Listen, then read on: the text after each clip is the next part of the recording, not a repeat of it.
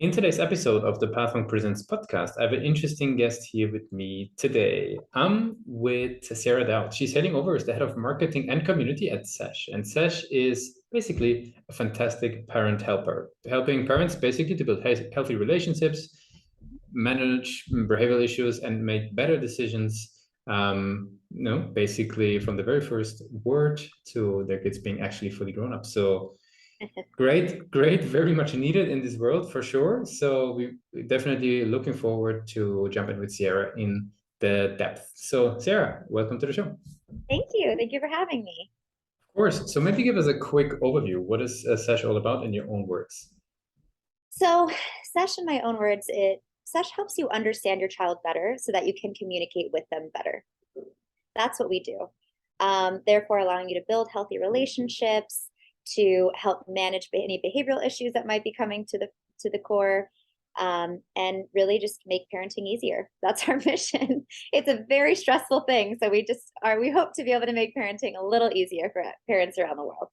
Very good. Straightforward, very easy to understand, yet very hard, obviously, to do. So now, what I'm curious about is maybe tell us a little bit about. I mean, obviously, we know parents is a very good precondition to be able to make use of the app. But maybe is there particular scenarios? Is there particular conditions that you think where it's really, making a lot of sense to bring in the app? Yes. So we have actually gone to market with a focus on tantrums.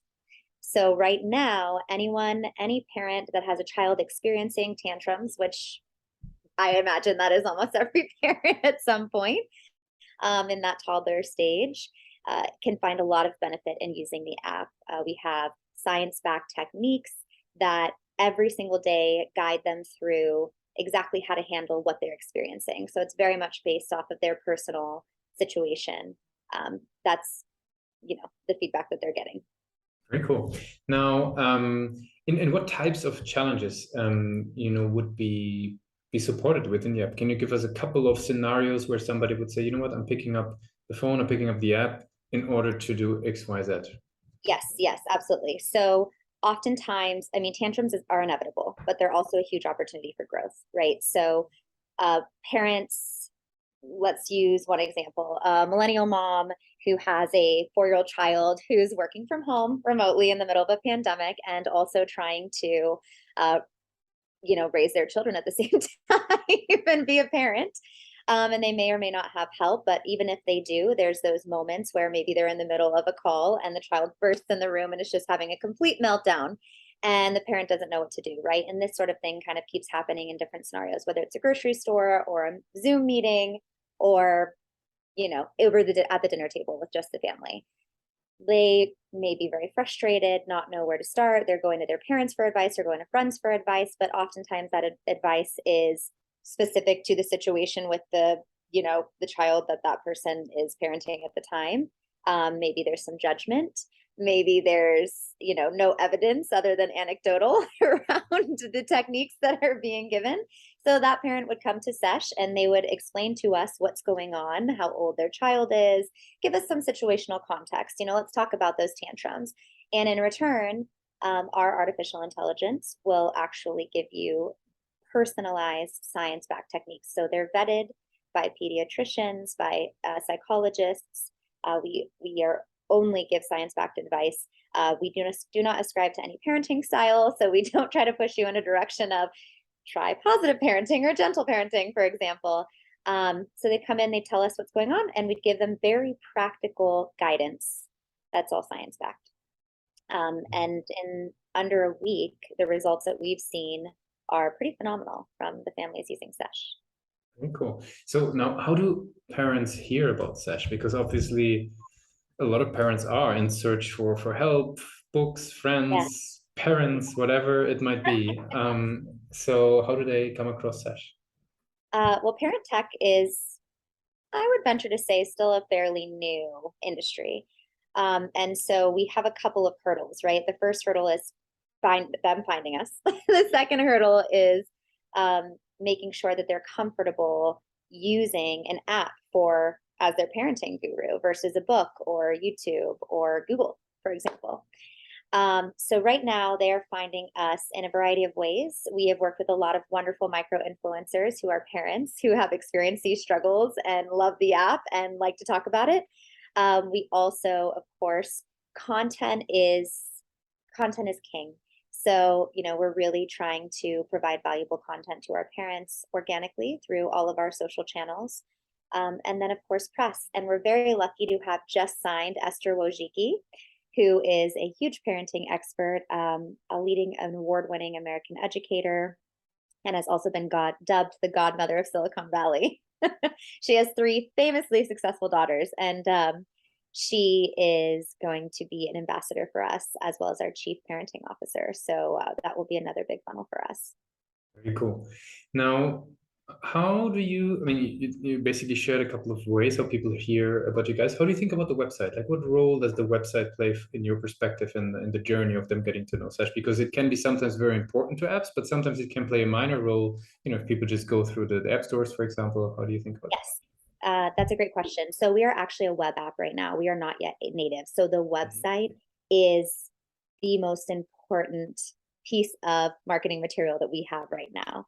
So I have to ensure that when people come to our website, within a matter of less than a minute, they can understand what we do. And more than that, which oftentimes they're staying on the site for more than a minute because they're in a very desperate place and they really need the assistance. I also have to set the expectation through the website. So it serves a very big role. One, brand awareness. Two, to explain, of course, what the brand is. Who are we? What are we doing? And three, to really lay the expectation around the customer experience before they enter the app through the site, which is where they do so. Makes sense. Now, you as a marketer, maybe, I mean, with Sesh, but also even in prior roles, like what have you learned then when the website, takes that central piece? What is something that you've learned in terms of methods, tools, approaches that are helpful to actually, drive signups and conversions on the page? Because often, a lot of people leave the website without going ahead. Is there anything that you've learned over the years? Yes, I think A/B testing is the most important thing you can do as a marketer. Um, at the beginning of my process starts with a hypothesis. Everything's a hypothesis until I can prove otherwise. So I use the website as my primary form of a hypothesis. And what I've done to date is put together several different landing pages with various different forms of copy, from the headline to the CTAs to the language as soon as they click through to that following page, right, where they're entering the web app. I mean, the entire onboarding flow. So A/B testing and using the proper software to understand what is going on your website. So things like Google Analytics, PathMonk, things like HubSpot, any heat map related analytic platforms. There's obviously plenty. Every marketer knows there's many of them, but really understanding what your metrics are. What are you measuring for? Is it click through on the CTAs? Is it length of time they're spending on the website? How far they're scrolling down? Everyone's metrics look different, but really that would be it. Is A/B testing, writing out your hypotheses, A/B testing them, identifying what works, identifying your metrics, and then using the necessary softwares to see what's working and not working, and then doubling down on those things that do. That makes sense. No, very cool. So we talked a bit about what Sash is doing. We talked about the channels a little bit. Now I'd love to learn a little bit more about yourself and your journey as a marketer. The first thing that I'd like to ask is, there's so much content out there, right? So you could keep on reading and educating yourself about marketing all day long. What's your go-to places? Where do you get high quality information? Oh gosh, honestly, the reality is, in the marketing industry, things are changing daily at this point. So there's two places I rely. The first is my own experience. My anecdotal experience is it's everything, right? So looking back on the industry as a whole, how has it grown, and trying to use my experience to best navigate the new system, the newest and system, whether it be a software or a methodology or whatever the case may be. I always back into traditionally what's worked and what hasn't worked. And then the second place that I get my best advice from is the customer. I think there's Very good. no There's no better answer to what's going to work and not going to work than who you're serving. And if you can figure out who they are and meet them where they're at, behavioral economics will take you quite a ways. I think it's actually a very, very smart answer, because very often we dive into books and assets in this answer, but actually going just back to who you're actually serving makes a whole lot of sense. Yes, Nice. and then of course, you can supplement with based Of off course. that demographic, what's working and not working. But yeah, I think it always comes back to the user. Very good. Since we're slowly approaching the end of the interview already, I would have some rapid fire questions to get to know you and your journey a little bit better. Are you ready for those? Ready. I love rapid fire. Okay, so what's the last book that you read or the last podcast you listened to? Oh, the last book that I read is actually called Pretty Baby, and it's by a personal friend of mine, and it has nothing to do with work. It's her memoir, and it's unbelievable. No, very good. What's the one single thing your company is focused on the most at the moment? The one thing we're focused on the most is brand awareness. If there would be no simplifying the product. No, good. No, it's good. Simplifying the product, right? If there would be no boundaries in technology, right? So you could be basically, waving your magic wand and you could change something about your role as a marketer. What's the one thing that you would fix?